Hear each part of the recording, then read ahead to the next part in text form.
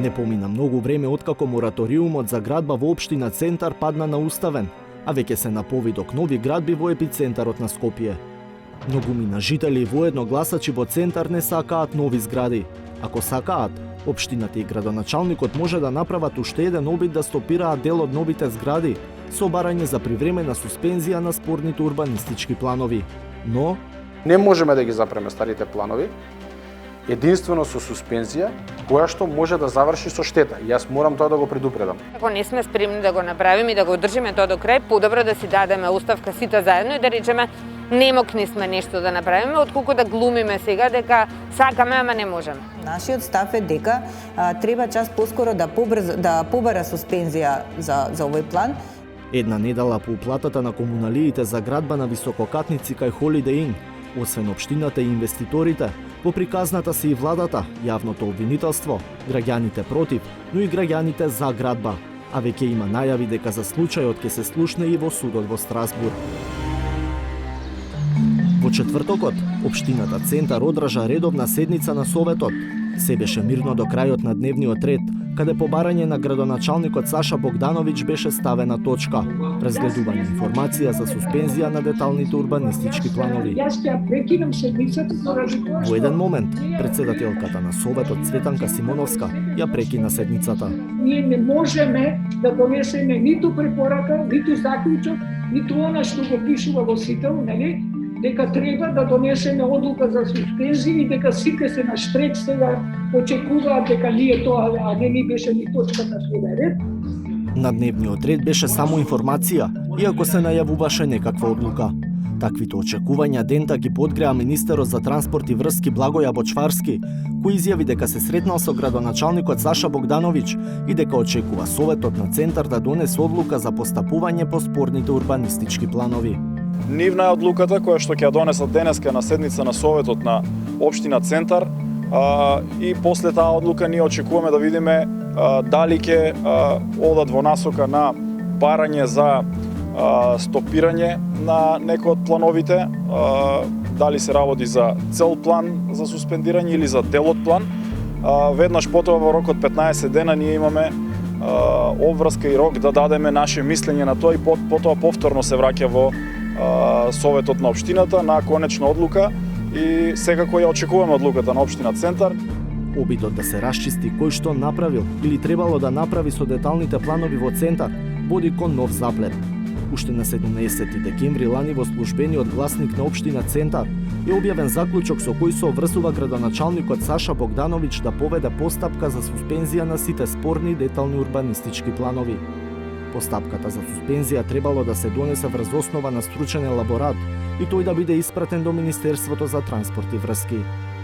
Урбанистички план, негов дел или планска одредба се суспендира од применување од страна на донесувачот на планот доколку се докаже несомнена штета по јавниот интерес што е воочена во текот на спроведувањето на планот, која би се зголемувала со неговото спроведување, а произлегува од неговата спротивставеност со законот и прописите донесени врз основа на него, поради неговата неусогласеност со планови од повисоко ниво или поради плански решенија, чии што штетни последици по јавниот интерес не биле воочени во постапката за негово донесување.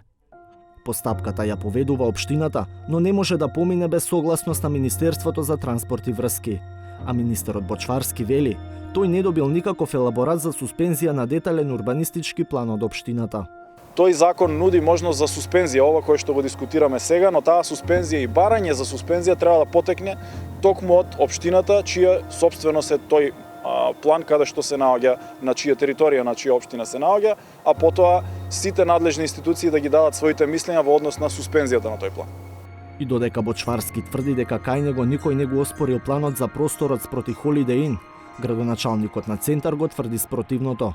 Богдановиќ вели дека постапил по одлуката на Советот од декември, но дека документите биле доставени по пошта, а не преку електронски систем. Ние сме ги испратиле, но во тој момент немаше можност, сме ги испратиле во хартиена форма. Елаборатите ние ги доставуваме хартиено и ги прекачуваме во систем. Ама во тој момент, кога беше донесен заклучокот, немаше таква можност, затоа сме ги испратиле. Значи, ние сме постапиле по заклучокот кој што ни го донел Советот. Ама, кога се испратени точно? Еве пишува. Кај нас е заведено на 28.12.2020. Бидејќи пред 2 дена и еве конкретно и министерот еве пак ви кажувам. за транспорт вели дека воопшто нема доставено Затоа никако. што они го гледаат електронскиот систем, кој што во тоа време не функционирал, немало прозорче, тоа сакам да ви кажам. По овој одговор, 360 степени повторно се обрати во Министерството за транспорт и врски со нови прашања. Овој пат ни објаснија дека примиле допис од општина Центар, но дека во него има само барање за мислење, како општината да го изработи елаборатот, а не и елаборат за суспензија на детални планови. Затоа, на општината уште тогаш и одговориле дека не може да разгледуваат суспензија на детални планови, се додека не добијат и елаборат за оправданост, како што предвидува законот. Министерството за транспорт и врски не може да одговори на вашето барање без претходно да ја утврди оправданоста за суспензијата, образложена со елаборатот. Без никој да прифати одговорност зошто досега не се искористени сите правни механизми, го поставивме прашањето што е можно да се направи во иднина. Богдановиќ вели дека останува опцијата за суспензија, со едно но. При суспензија, законот предвидувал да се почне и постапка за нов детален план или негови измени. Планот треба да се прави по јавен повик, со дефинирани цени по метар квадратен, но тој ценовник што го бара новиот закон, а е задача на комората на овластени архитекти, се уште не е готов. Но тој јавен повик мора да ставите ценај, колку чини по квадрат, по километар квадратен, си има параметри, за да можете да го објавите. Ние уште немаме тарифник, бидејќи во законот стои по тарифникот. Тарифникот се уште се работи во треба да даде согласност, односно да го коригира комора на архитекти. Така е наведено во закон. И тука почнува нова компликација. Од комората на овластени архитекти и овластени инженери велат дека тие донеле предлог правилник и дека владата го прифатила уште пред 3 месеци. Владата донесе одлука за прифаќање на тарифникот за вредноста на работите од урбанистичкото планирање на 12 јануари 2021 година. Таа е објавена во Службен весник. Согласно Законот за урбанистичко планирање, по предлог на комората, тарифникот го донесува надлежниот министер по претходна согласност од владата. Од транспорт и врски признаваат дека тарифникот е изготвен, но не е донесен. Требало да го усогласат со Законот за урбанистичко планирање и со Законот за јавни набавки за да влезе во примена. Но од овој владин ресор му порачуваат на Богдановиќ дека во меѓувреме општината може да изработи нов детален план како порано, преку тендер според Законот за јавни набавки. Богдановиќ не мисли така. Имаат поврзано затоа што тоа е еден вид на подзаконски акт, цена, бидејќи јас како ќе распишам јавен повик, а ми вика работи по тарифник.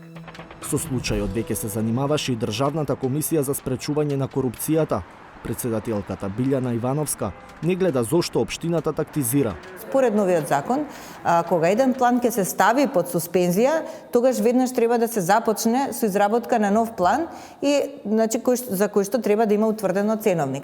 Сега прашањето мене ми е следно: зошто не го дава планот под суспензија кога треба Министерството за транспорт и врски во рок од 2 недели да даде одговор дали ја прифаќа суспензијата или не? Значи, он не мора да чека да се донесе ценовникот или не треба тоа да биде препрека, заради тоа што има доволно простор во тие 2 недели министерот да си донесе и ценовник и да го прифати барањето. Повеќе од 3 години градоначалникот и мнозинството во општина Центар се бореа да подобрат барем дел од деталните планови преку привремена суспензија, што на крај Уставен ја прогласи за неуставна. Сега кога имаат и законска можност за такво нешто според новиот закон, градоначалникот предупредува на можни последици. И затоа во изминативе неколку дена интензивно со сите правници, со сите вработени, па и колеги од министерства да ги предочиме последиците кои што ќе се случат во случај да дојде до таква одлука. Може да се ќе успее, може да ќе биде се вред, но големи се шансите да имате барање за претрпена штета и на крајот да повторно да се гради и плюс да платите големи штети. Советничката Јана Белчева, која самата се повлече од председателското столче во Општинскиот совет, има впечаток дека локалната власт се предава пред противникот по долгогодишната борба за деталните урбанистички планови.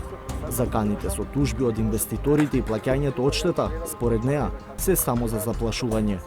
Јавниот интерес единствено институциите може да го бранат и тие за тоа и се формирани и заради тоа и системот треба да постои. Да го направи балансот помеѓу приватниот и јавниот интерес и секогаш јавниот интерес да биде пред приватниот интерес. Не мислам дека ниту една од тужбите на било кого може да надвладе и да биде поважна отколку јавниот интерес. Ова е наследство од претходната власт, но оваа власт требаше да смогне сили, а не да покажува немок, да се вади на институционална неусогласеност, да се вади на не знам какви законски пропусти и така натаму, заради тоа што во законските дупки и пропусти на крај ни се протнуваат бетонски джинови. Паркингот кај хотелот Holiday Inn е само еден простор во спорните дупови за кои општина Центар неколку пати носеше одлуки за мораториум. Случајот ги надминува границите на локацијата, бидејќи примерот што ќе се постави со конечното решение ќе дефинира кој владее во урбанизмот, приватниот интерес или општинските власти.